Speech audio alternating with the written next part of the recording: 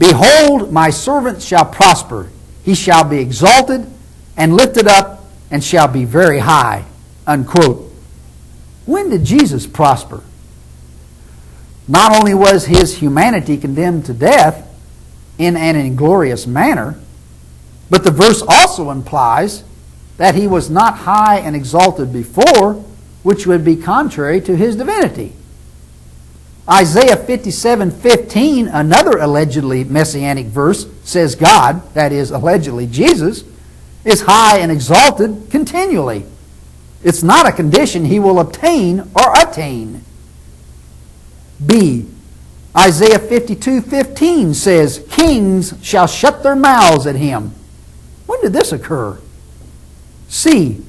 Isaiah 53:3-7 says, quote, now get this, he was despised, he has borne, he was afflicted, he was bruised, he was oppressed, he was afflicted, and so forth. Notice anything unusual? These are all past tense verbs referring to something that has already occurred. The text is referring to someone or some group in the past. This way, not the future, this way. D. Isaiah 53:4 says, quote, yet we did esteem him stricken, smitten of God, and afflicted. But Jesus was smitten by men, not God. Would God smite and afflict his Son? E. Isaiah 53:5 says, he was wounded for our transgressions. Yet Jesus was not so much wounded or bruised for our transgressions as he was killed. F. Isaiah 53:7 says, quote, he was oppressed, yet he opened not his mouth, so he opened not his mouth. This directly contradicts John 18:21-23, 33-37, and Matthew 27:46, all of which show that Jesus not only opened his mouth at his trial, but was judged to be so insolent that a guard struck him. As Siegel said on pages 49 and 50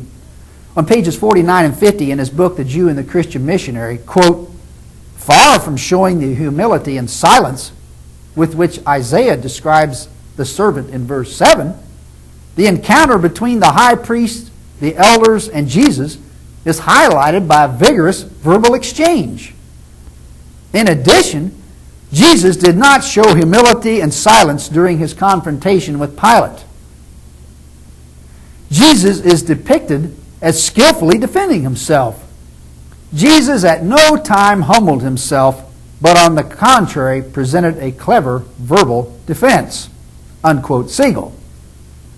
Siegel later concludes by saying, quote, thus in summation we may say that contrary to what many Christian missionary theologians would have us believe, Jesus presented a strong defense before the Jewish officials and Pilate.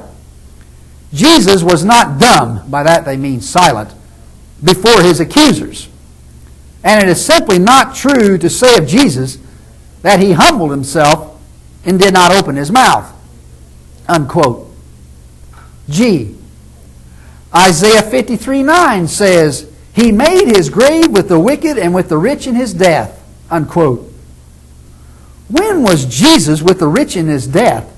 And when did he make his grave with the wicked? This verse was actually reversed as far as Jesus is concerned.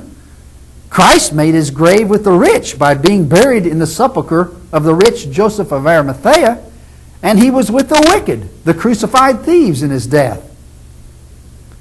H.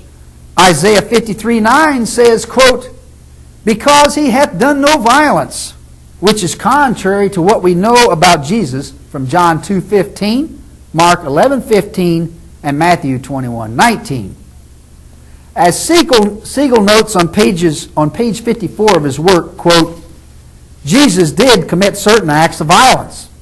Whip in hand, he attacked the merchants in the temple area, causing a fracas. Note Matthew 21:12.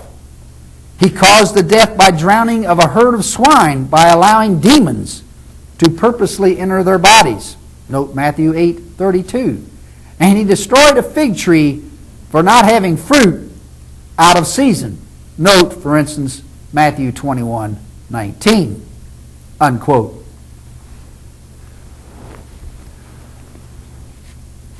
Verse 9 says, quote, neither was any deceit in his mouth. 10 solid issues of our publication, Biblical Errancy, issues 2, 3, 24, 25, 27, 28, 83, 84, 85, and 86, 10 of these issues were devoted to proving precisely the opposite is true. And we will show this in future programs. Deception, hypocrisy, and prevarication were the stock and trade of much of what Jesus said and did. J. Isaiah 53:10 says, quote, it pleased the Lord to bruise him. Would God be pleased to bruise Christ or put him to grief? K. Isaiah 53:10 says, he shall see his seed. Seed always meant physical descendants. That's certainly true of the Old Testament. And Jesus had no children. If seed referred to Jesus' disciples, as some allege, and they do so in order to get out of this problem, then the prophets should have written brethren, because seed refers to people produced by actual physical acts. Isaiah 53:10, we're still on the same verse, says, quote, he shall prolong his days, when Jesus did not live to an old age. In fact, he died at the relatively young age of approximately 33.